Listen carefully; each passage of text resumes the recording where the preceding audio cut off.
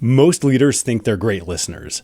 But if you're already planning your reply while the other person is still talking, you're not really listening.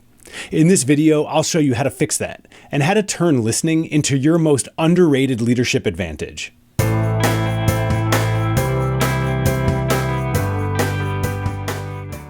Welcome to the Everyday Diplomat, where we equip leaders with real-world strategies to lead with clarity, presence, and influence when it matters the most. I'm Michael Forrest, the Everyday Diplomat, and after more than 2 decades of leading high-performing teams through combat, crisis, and transformation, I've learned this.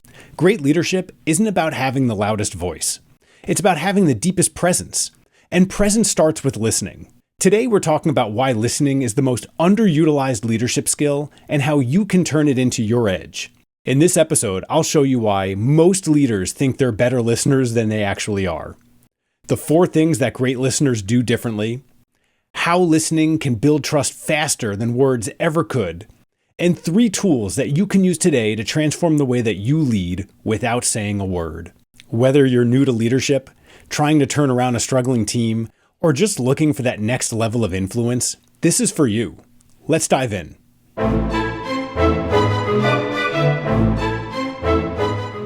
Let's start with something a little uncomfortable.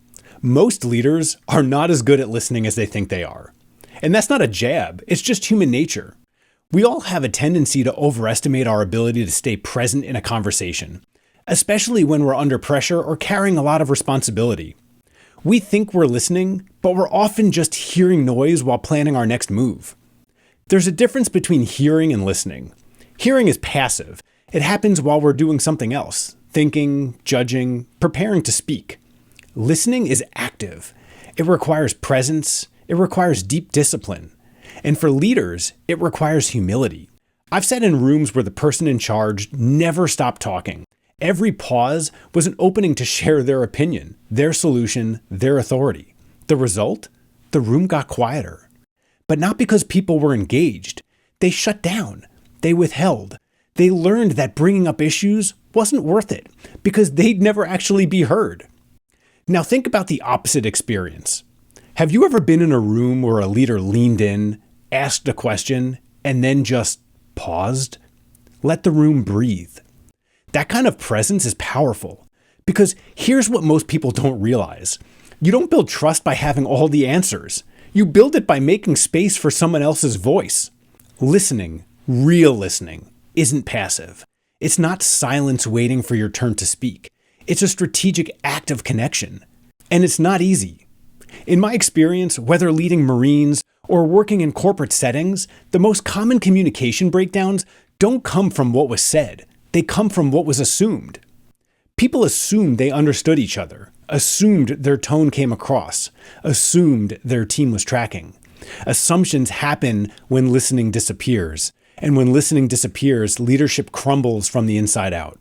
So here's your first reflection check. Think back to your last tough conversation.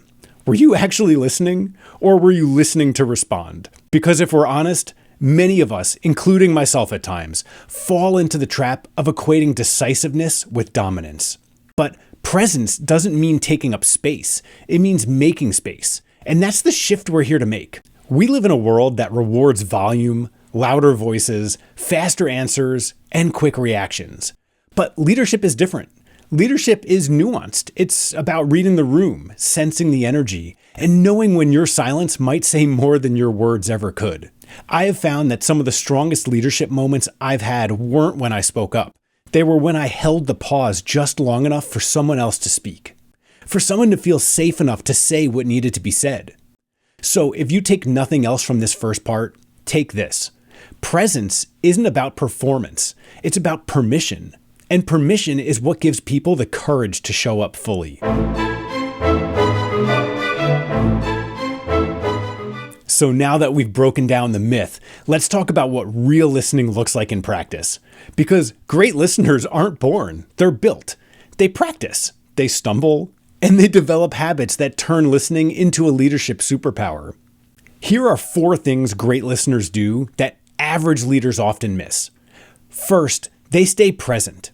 That means more than just nodding along while someone talks.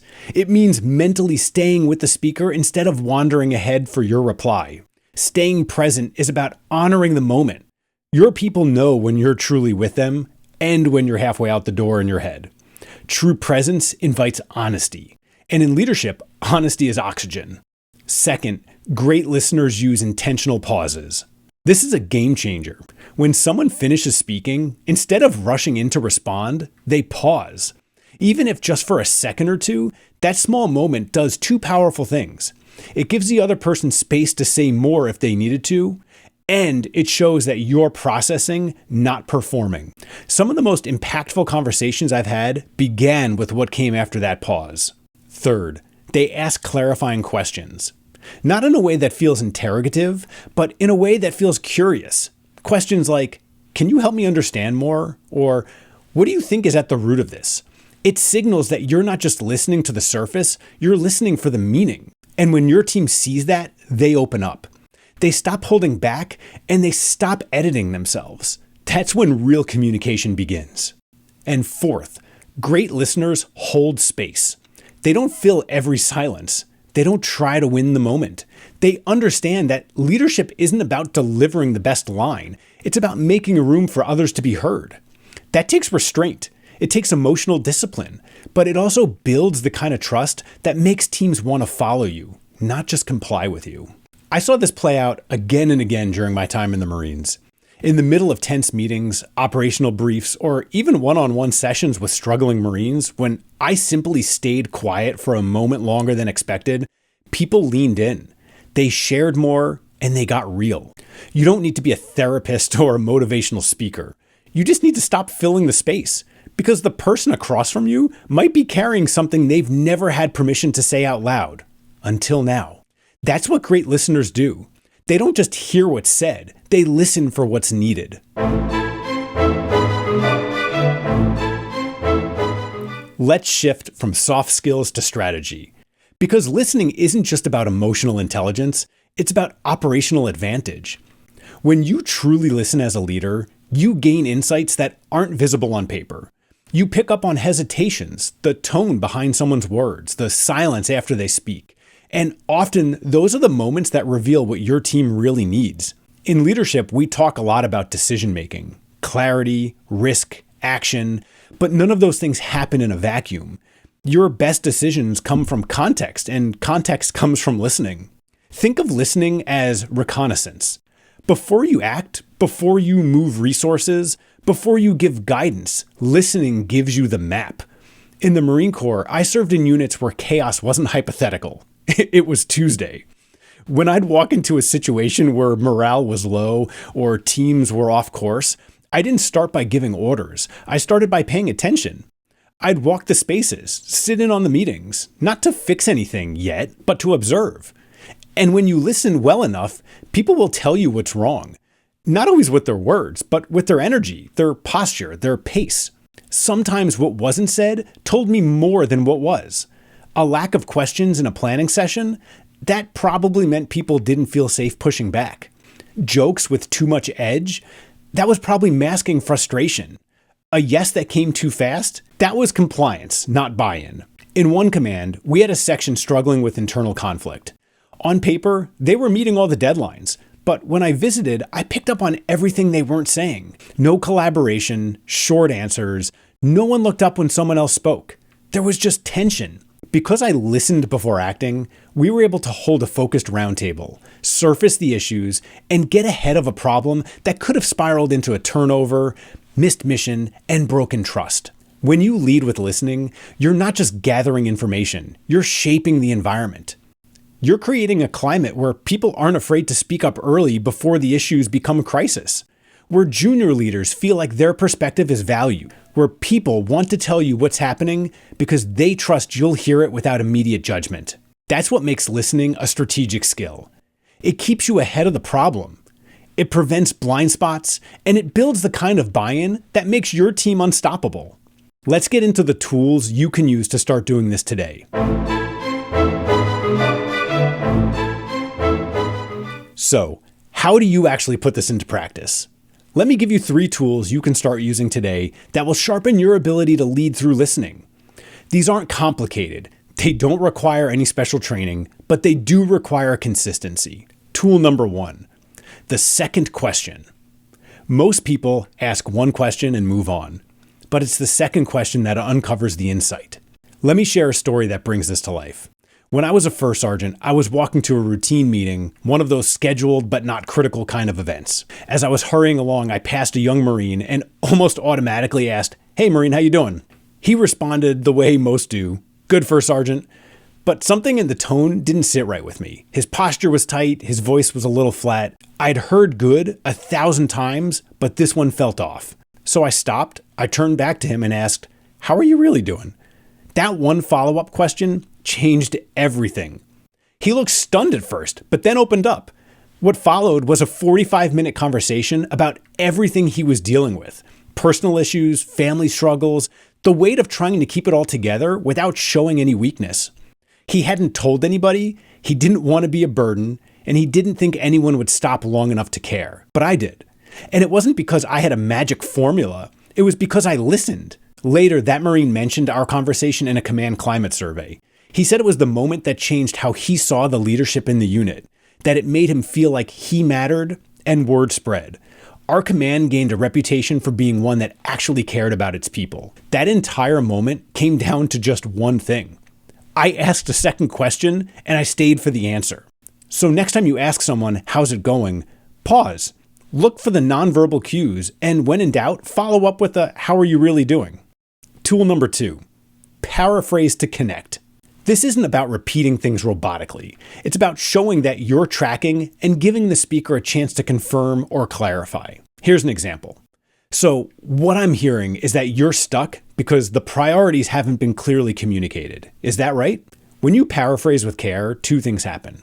First, the other person feels heard, and you avoid costly miscommunication.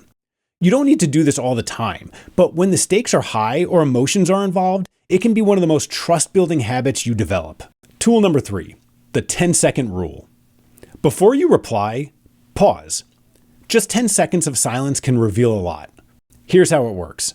Someone shares something important. Instead of immediately replying, you wait.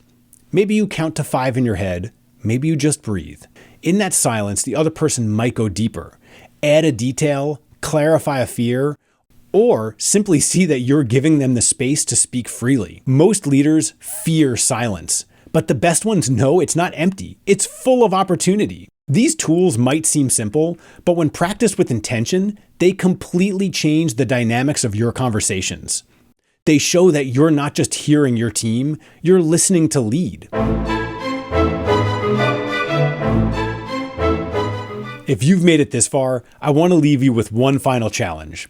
Start paying attention to how often you truly listen. Not nod along listening, not performance listening. I mean real presence. Where are you rushing to speak? Where are you assuming instead of asking?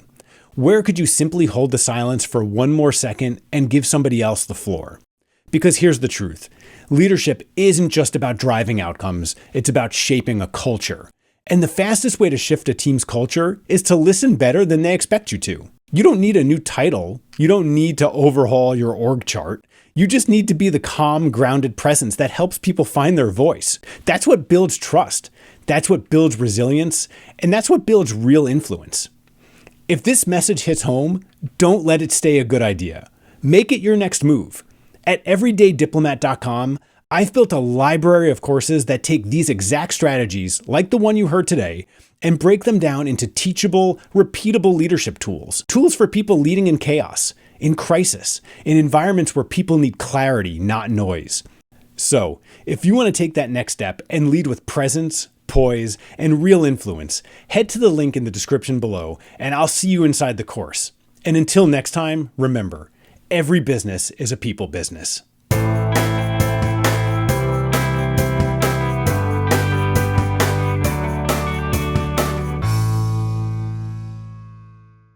I want to leave you with one final challenge.